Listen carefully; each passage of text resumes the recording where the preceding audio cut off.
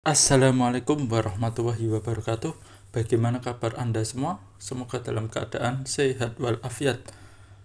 Di sini Master Nugi akan menjelaskan tentang latihan soal seleksi kompetensi tambahan psikotes kemampuan verbal PDKK Sekolah Rakyat. Cukup 5 menit kita belajar tentang soal kompetensi tambahan, seleksi kompetensi tambahan.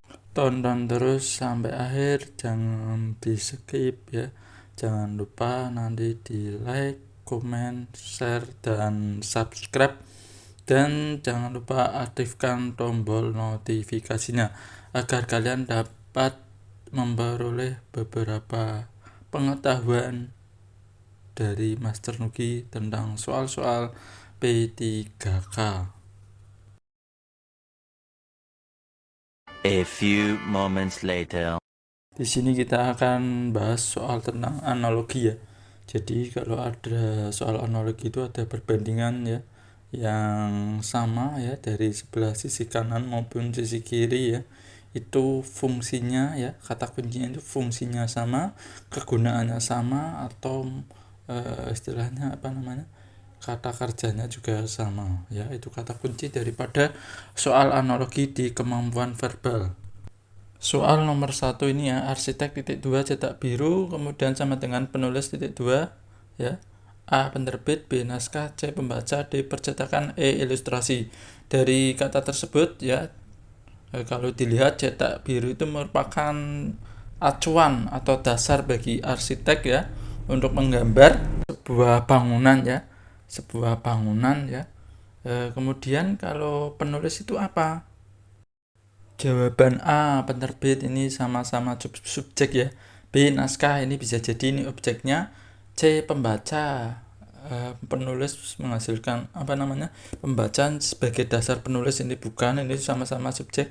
D percetakan ini objek, ini bisa jadi jawabannya. E ilustrasi ini juga bisa jadi jawabannya ya. Jawaban naskah, percetakan, dan ilustrasi ini mana yang tepat? Kalau cetak biru menjadi acuan atau dasar arsitek ya untuk menggambar sebuah bangunan, maka kalau ini naskah, percetakan, dan ilustrasi, ini mana ini yang tepat ini? Ada yang tahu jawabannya mana yang tepat? Jawaban yang tepat adalah B, naskah ya. Yaitu penjelasannya cetak biru merupakan rancangan yang menjadi dasar kerja arsitek. Demikian pula naskah merupakan rancangan atau bahan dasar menjadi dasar kerja penulis ya untuk menghasilkan sebuah cerita ya, untuk menghasilkan sebuah catatan atau buku. Kalau tadi ilustrasi lebih tepatnya ke sutradara ya, bukan penulis ya. Kalau penulis lebih ke buku. Soal nomor 2, ada vaksin titik 2 imunitas sama dengan pelatihan titik 2. Nah, ini apa? Dari A kompetensi, B instruktur, C peserta, D sertifikat, E evaluasi. Ini bisa dieliminasi ya. Biar kalian cepat dalam menjawabnya, itu bisa dieliminasi. Misalnya ini vaksin menghasilkan imunitas ya. Ini berarti kan ada kata-kata menghasilkan imunitas. Mana nih kalimat yang tepat? Yaitu pelatihan menghasilkan kompetensi ya, bisa jadi. Kemudian instruktur ini sama-sama ini instruktur ini subjeknya ya, bukan bukan hasil atau output daripada pelatihan. Ini bukan jawabannya. C peserta, ini peserta juga pelaku daripada pelatihan, bukan output dari pelatihan, bukan. D sertifikat, bisa jadi ini ya jawabannya. Kemudian evaluasi, pelatihan menghasilkan evaluasi, ini tidak masuk ya, tidak masuk, artinya tidak nyambung daripada kata pelatihan ya. Jadi vaksin itu menghasilkan imunitas ya, imun kita jadi kuat, maka pelatihan menghasilkan apa? Jawaban yang tepat apa ini? Ada yang tahu? Bisa dijawab? Jawabannya adalah kompetensi. Jadi vaksin diberikan untuk membentuk atau meningkatkan imunitas ya, atau menghasilkan imunitas. Sementara untuk pelatihan dilakukan untuk membentuk atau meningkatkan kompetensi. Jadi tadi kalau jawabannya sertifikat, membentuk sertifikat itu bukan jawabannya ya. Kemudian apa namanya? Yang terakhir itu evaluasi itu bukan jawabannya. Oke, sebelum kita membahas soal nomor 3, bisa kalian subscribe, like, komen, dan share, dan jangan lupa aktifkan tombol notifikasinya agar mendapatkan banyak-banyak soal dari channel Master Nugi. Dan jangan lupa ya, bisa kalian beli soal-soal di Master Nugi di link ID/Master Nugi ya.